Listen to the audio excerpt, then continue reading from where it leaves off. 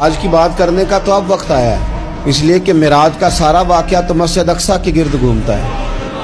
سبحان الذی اسریٰ بعبدہ لیلا من المسجد الحرام الی المسجد الاقصیٰ۔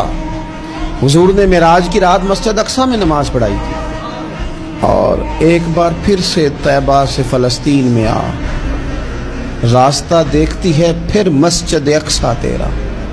ایک بار حضور گئے تھے مکے سے مسجد اقصیٰ، اور پھر حضور فرماتے ہیں جب میں واپس گیا نا تو کفار میں جو کہ مسجد اقصیٰ دیکھی ہوئی تھی تو مجھ سے پوچھنا شروع کر دیا کہ مسجد اقصیٰ کی کھڑکیاں کتنی ہیں، دروازے کتنے ہیں، پلر کتنے ہیں۔ جب انہوں نے سوال جواب کیے تو حضور فرماتے ہیں کہ رب کریم نے مسجد اقصیٰ کو اٹھا کے میرے سامنے رکھ دیا۔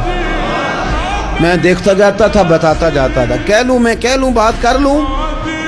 ایک دفعہ حضور مکے سے مسجد اقصیٰ آئے، اور ایک دفعہ مسجد اقصیٰ میرے نبی کی زیارت کے لیے مکے گئی، حضور کی زیارت کے لیے مکہ شریف گئی۔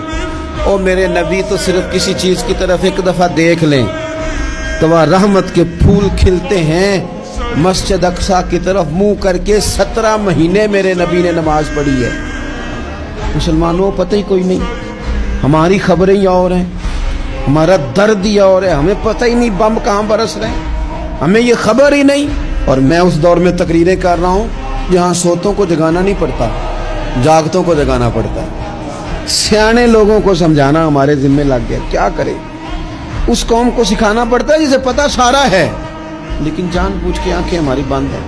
یہ مولوی کو بات کرتا تو لوگ کہتے دیکھو مولوی گالی دیتا ہے، لیکن اگر قائد اعظم محمد علی جناح کہے کہ اسرائیل امریکہ کی ناجائز اولاد ہے تو پھر تو تمہیں ہضم کر لینا چاہیے نا، پھر تو لیبرل کو بھی ہضم ہونا چاہیے نا کہ قائد اعظم نے کہا ہے، اور اس ناجائز بچے کو تم نے اتنی طاقتیں دے دی کہ وہ مسلمانوں کے قبلہ اول میں نماز پڑھنے والوں کو بھی نہ بخشے۔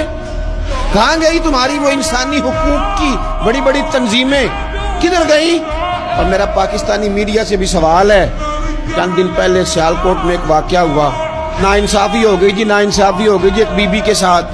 ہر بندے نے شور مچایا، بڑے بڑے طوفان اٹھتے ہیں، کیوں ہوا جی کیوں ہوا؟ مسجد اقصیٰ کی توہین ہو گئی تو پھر طوفان کیوں نہیں اٹھا؟ ٹاک شو کیوں نہیں ہوئے؟ بحثیں کیوں نہیں ہوئی؟ میں اس موم بتی مافیا کا کیا کروں؟ ان لبرل لوگوں کا کیا کروں؟ ان کے سپورٹروں ووٹروں کا کیا کروں؟